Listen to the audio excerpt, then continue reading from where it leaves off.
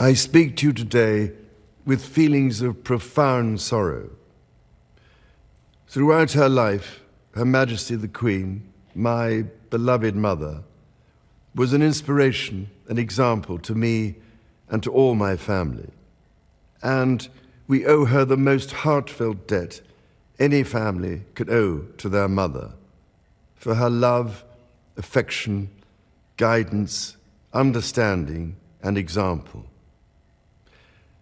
Queen Elizabeth was a life well lived, a promise with destiny kept, and she is mourned most deeply in her passing. That promise of lifelong service I renew to you all today.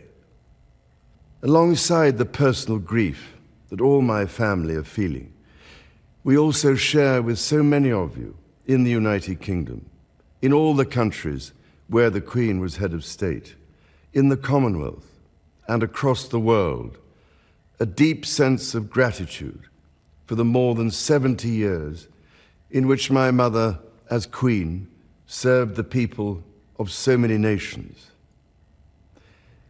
In 1947, on her 21st birthday, she pledged in a broadcast from Cape Town to the Commonwealth to devote her life, whether it be short or long, to the service of her peoples. That was more than a promise. It was a profound personal commitment which defined her whole life. She made sacrifices for duty. Her dedication and devotion as sovereign never wavered, through times of change and progress, through times of joy and celebration, and through times of sadness and loss. In her life of service, we saw that abiding love of tradition, together with that fearless embrace of progress, which makes us great as nations. The affection, admiration, and respect she inspired became the hallmark of her reign.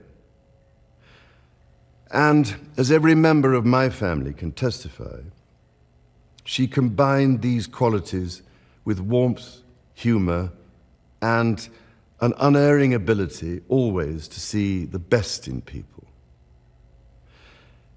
I pay tribute to my mother's memory, and I honor her life of service. I know that her death brings great sadness to so many of you, and I share that sense of loss beyond measure with you all. When the Queen came to the throne, Britain and the world were still coping with the privations and aftermath of the Second World War, and still living by the conventions of earlier times. In the course of the last 70 years, we have seen our society become one of many cultures and many faiths. The institutions of the state have changed in turn. But through all changes and challenges, our nation and the wider family of realms, of whose talents, traditions, and achievements I am so inexpressibly proud, have prospered and flourished. Our values have remained and must remain constant. The role and the duties of monarchy also remain, as does the sovereign's particular relationship and responsibility towards the Church of England, the church in which my own faith is so deeply rooted. In that faith and the values it inspires, I have been brought up to cherish a sense of duty to others and to hold in the greatest respect the precious traditions, freedoms, and responsibilities of our unique history and our system of parliamentary government. As the Queen herself did with such unswerving devotion, I too now solemnly pledge myself throughout the remaining time God grants me, to uphold the constitutional principles at the heart of our nation.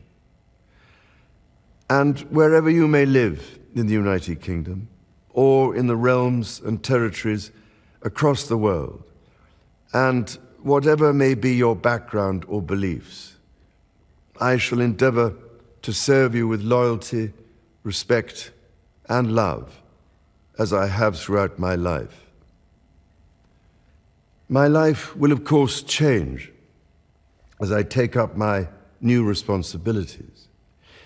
It will no longer be possible for me to give so much of my time and energies to the charities and issues for which I care so deeply. But I know this important work will go on in the trusted hands of others. This is also a time of change for my family. I count on the loving help of my darling wife, Camilla. In recognition of her own loyal public service since our marriage 17 years ago, she becomes my Queen Consort. I know she will bring to the demands of her new role the steadfast devotion to duty on which I have come to rely so much. As my heir, William now assumes the Scottish titles which have meant so much to me. He succeeds me as Duke of Cornwall and takes on the responsibilities for the Duchy of Cornwall, which I have undertaken for more than 5 decades.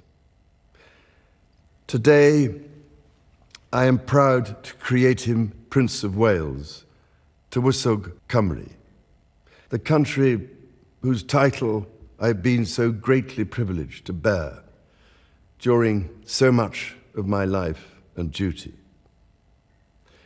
With Catherine beside him, our new Prince and Princess of Wales will, I know, continue to inspire and lead our national conversations, helping to bring the marginal to the centre ground, where vital help can be given. I want also to express my love for Harry and Meghan as they continue to build their lives overseas. In a little over a week's time, we will come together as a nation, as a Commonwealth, and indeed a global community, to lay my beloved mother to rest. In our sorrow, let us remember and draw strength from the light of her example. On behalf of all my family, I can only offer the most sincere and heartfelt thanks for your condolences and support. They mean more to me than I can ever possibly express. And to my darling Mama, as you begin your last great journey to join my dear late Papa, I want simply to say this: thank you. Thank you for your love and devotion to our family and to the family of nations you have served so diligently all these years. May flights of angels sing thee to thy rest.